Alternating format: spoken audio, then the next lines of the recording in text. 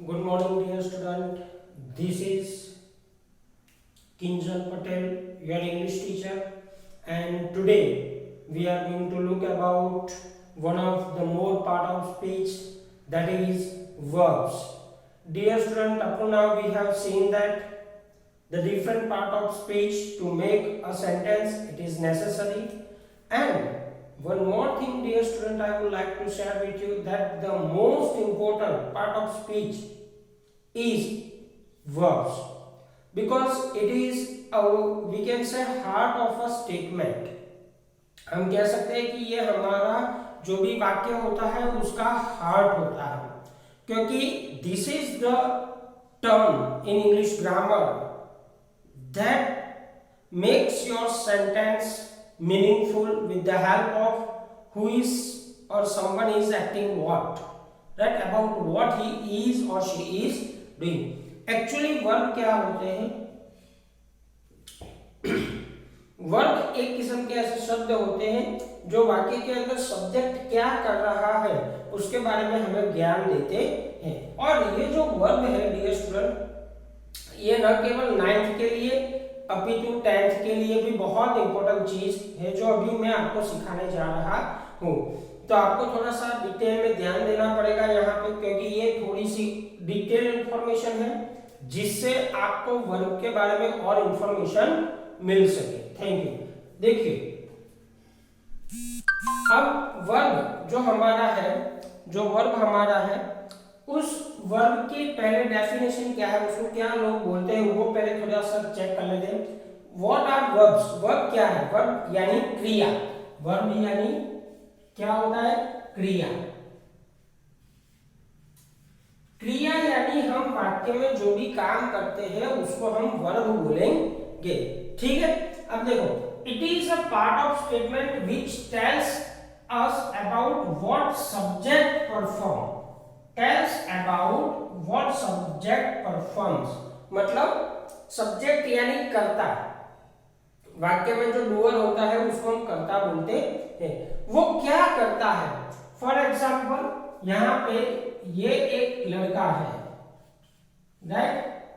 अगर वो एक गेंद के साथ खेल रहा है तो खेलना, ये गेंद है उसके साथ खेलना, तो ये जो व्यक्ति है वो क्या कर रहा है? खेल रहा है। तो खेलना हमारी क्या हुई? वर्ब हुई, ठीक है। तो इस तरह से वर्ब हमें बताता है कि सब्जेक्ट यानी कर्ता क्या कर रहा है। ओके, अब उसके थोड़े से डेफिनेशन के साथ एग्जांपल देख लेते हैं। डेफिनेशन हमने देखी, उसके अकॉर्डिंग टू एग्जांपल देख लेते हैं। फॉर एग्जांपल एक वाक्य है हमारे पास, Ram walks in the morning. अब यहाँ पे ध्यान दीजिएगा, राम ये एक सब्जेक्ट है, सब्जेक्ट यानी कर्ता, जिसको हम डूअर भी बोलते हैं। क्या बोलते हैं? Doer, right. Ram walks in the morning, Ram सुबह में, सुबह हर रोज वॉक्स यानी चलने जाता है, वॉक पे चलता है, मतलब जाता है। तो यहाँ पे ये जो वॉक शब्द है वो हमारा वर्ब कहलाएगा। चलो फिर दूसरा एक वाक्य ले लेते हैं, Ritika is a good girl. तो यहाँ पे जो इज है वो हमारा वर्ब कहलाएगा। तीसरा, राम डज नॉट लाइक। तो यहाँ पे लाइक, डज ये टू बी का फॉर्म है, हेल्पिंग वर्ब, और लाइक हमारा मेन वर्ब है, ठीक है। जबकि यहाँ पे टू वॉक, वॉक तो है यहीं पर भी, लेकिन ये हमारा मेन वर्ब नहीं है। तो डियर स्टूडेंट, यहाँ पे इतना आपको ख्याल आ गया होगा कि what is verb and why it is necessary to just have into focus, because it has very important role in the statement. Okay, now dear student, आपके दिमाग के अंदर क्वेश्चन आता होगा कि क्या सर उसके कोई फॉर्म्स है? वर्ब के अलग अलग फॉर्म्स होते हैं। जी हाँ डियर स्टूडेंट, वर्ब के कुछ टेंसेस के हिसाब से अलग अलग फॉर्म होते हैं जिसको हमें फोकस करना होता है। चलो हम देख लेते हैं। सबसे पहला जो फॉर्म होता है उसको हम बेस फॉर्म बोलते हैं।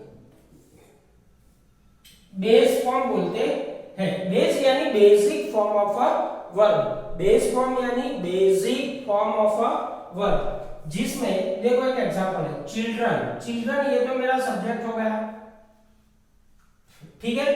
अब प्लूरल है इसलिए प्ले इस्तेमाल किया है, प्ले।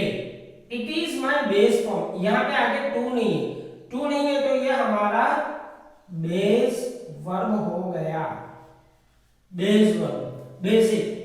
इन द फील्ड, बच्चे हमेशा फील्ड के अंदर यानी मैदान में खेलते हैं, तो खेलना ये हमारा बेस हो गया, बिना टू का सिंपल फॉर्म वहां पे लगाया गया है, उसको हम बेस फॉर्म बोलेंगे।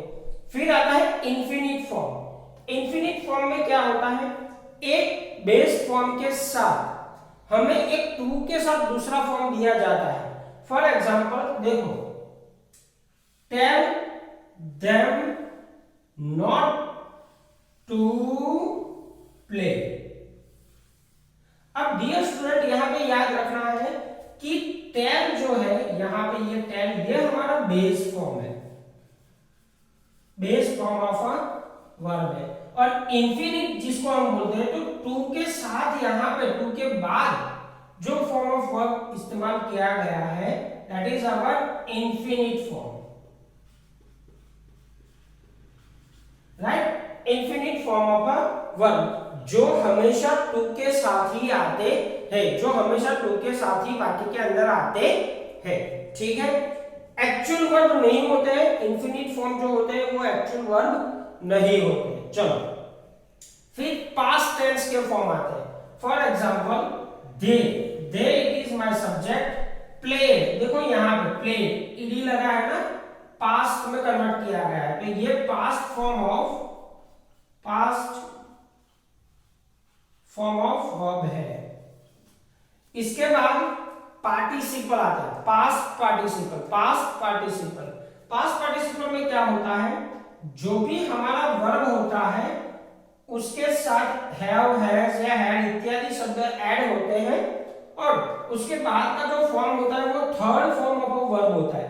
कौन सा फॉर्म होता है, third form of a verb, ये याद रखिएगा, third form of a verb होता है, ठीक है। तो इसको हम पास्ट पार्टिसिपल बोलेंगे, past participle form of a verb. चलो उसके बाद प्रेजेंट पार्टिसिपल भी आता है। सर ये प्रेजेंट पार्टिसिपल क्या है, देख लेते हैं। देखो सबसे पहले हमारा वाक्य है आई सॉ देम, ये एक वाक्य है अपने आप में कंप्लीट है, उसमें सॉ ये जो है सॉ ये हमारा पास्ट का फॉर्म ऑफ वर्ब है, पास्ट का फॉर्म ऑफ वर्ब है जो अभी हमने यहाँ पे देखा, ठीक है। तो पास्ट में था यानी पार्टिसिपल तो बनेगा, पास्ट है यानी पार्टिसिपल बनेगा। अब उसको प्रेजेंट बनाने के लिए हमारे पास एक और शब्द है वर्ब के तौर पे जिसको हम प्ले बोलते हैं। यहाँ पे प्ले को जब हम आईएनजी का फॉर्म लगा देते हैं तब ये प्रेजेंट पार्टिसिपल बनता है, बिकॉज पीछे एक शब्द लिखा है today, acting of that subject, यहाँ पे उस व्यक्ति का जो एक्ट है वो टुडे यानी आज का है। मैंने आज सुबह उसको देखा था, वो खेल रहा था। अब यहाँ पे सुबह में देखना यानी प्रेजेंट टेंस होता है, क्योंकि उसी के बारे में शाम को बात होती है, that is why it is considered as an present participle. I hope dear student you are getting well. अब यहाँ पे ये तो हमने फॉर्म ऑफ वर्ब की चर्चा की। डियर स्टूडेंट आप लोगों को दिमाग में एक और क्वेश्चन आता होगा कि सर क्या हमारे पास डिफरेंट टाइप्स ऑफ वर्ब होते हैं, अलग अलग प्रकार के वर्ब होते हैं? जी हाँ डियर स्टूडेंट, हमारे पास डिफरेंट टाइप्स ऑफ वर्ब्स भी होते हैं, जिनमें से कुछ कॉमन मैंने यहाँ पे बोर्ड पे लिखे हुए हैं, that is what I am going to explain. See types of verb में सबसे पहला टाइप आता है फाइनाइट वर्ब या फिनिट वर्ब। आप दोनों में से कोई भी एक प्रोनाउंसिएशन इस्तेमाल कर सकते हो, फाइनाइट वर्ब या फिनिट वर्ब, ठीक है। अब फाइनाइट वर्ब क्या होते हैं तो उसके बारे में देख लेते हैं। फाइनाइट वर्ब्स आर, ये ध्यान में रखना डियर स्टूडेंट, ध्यान से सुनना इसको, these finite verbs are actual verb यानी एक्टिंग, जो एक्ट कर रहा है वो, actual verb which called roots of the sentence, roots यानी उस सेंटेंस का मूल होता है, हार्ट होता है, उसी की वजह से हमें मालूम पड़ता है कि हमारा सब्जेक्ट क्या कर रहा है, that is known as finite verb. चलो हम देख लेते हैं उसमें कौन कौन से कॉमन वर्ब्स आते हैं। वैसे तो हमारी इंग्लिश के अंदर करीबन 250 से 300 ऐसे वर्ब्स हैं जो commonly day to day English के अंदर इस्तेमाल होते हैं। जो आपके पास पुरानी अगर कोई ग्रामर बुक है तो उसमें टेबल बना के दिए गए होंगे कॉमन वर्ब्स, उसमें आपको ये दिए गए होंगे जैसे play, read, right, go, speak, eat, etc. Right? These are known as finite verb. Finite verb doesn't come with TO2.